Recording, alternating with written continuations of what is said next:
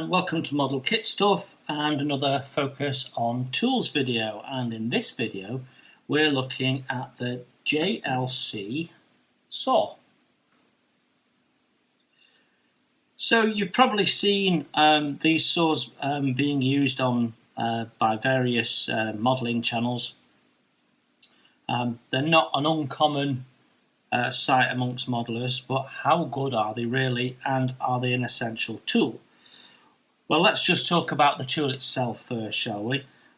So the JLC saw is basically a double-edged sword. What you get is a blade like this, which has a coarse and a fine set of teeth on each side. And then, as you can see, that screws onto this handle. Has a plate there that clamps it down, so you've got rigidity along the full length of the saw blade. And that makes it an excellent tool for cutting things like sprue.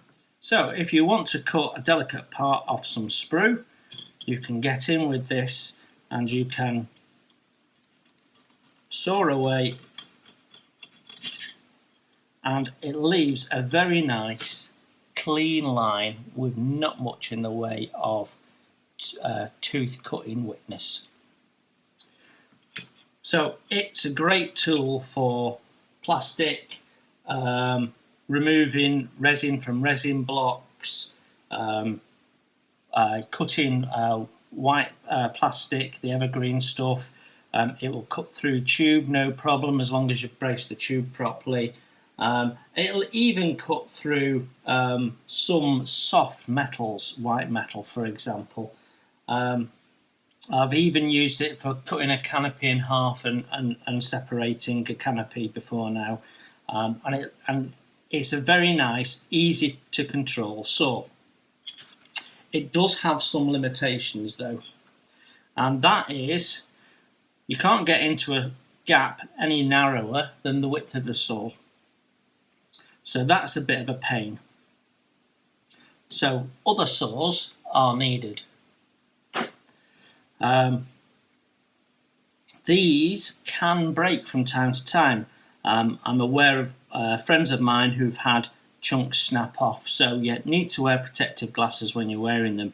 Although I have to say I've had this for a number of years. This is my original with the spare blade that has never been used, and to date I've never had anything snap off. So if you treat it right and look after it like anything, it's okay. It's comfortable to hold. It's got a wooden handle which has got a nice grip, and it's easy to use. The advantage of it is it's very thin. So if you take, for example, the Tamiya saw, the teeth on it are huge, and the two saw blades that you get with it, although they'll get into nice fine areas, the saw blades are quite thick, and the saw itself is better suited for cutting wood in my view.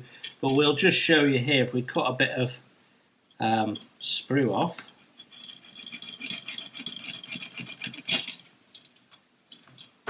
You can see that's a lot less tidy than what we cut off with the JLC.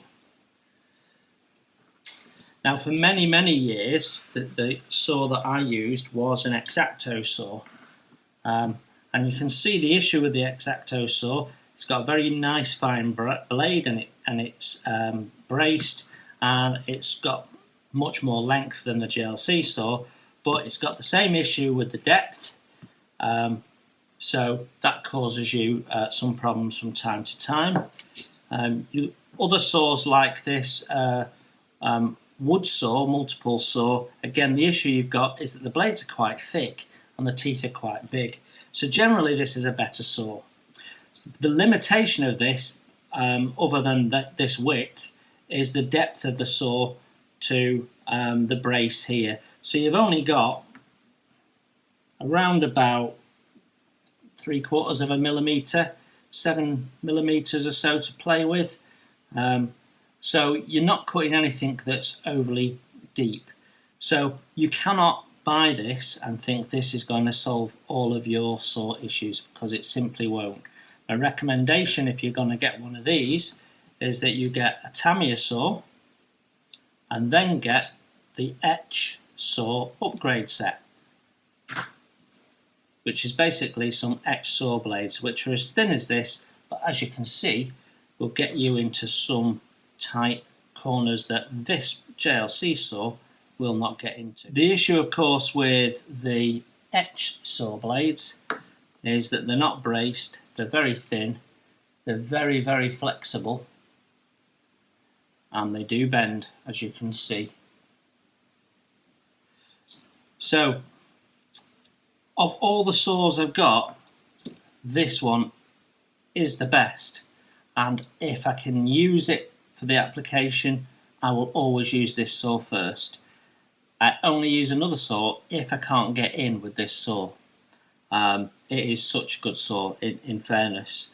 You can take this screw out and extend it so that you've got a saw blade that comes out that far or that far if you wish, and you can get mitre blocks for it and extension sets for it, but you're much more at risk of breaking the tool if it's out there, because the blades are quite flexible if they're not braced.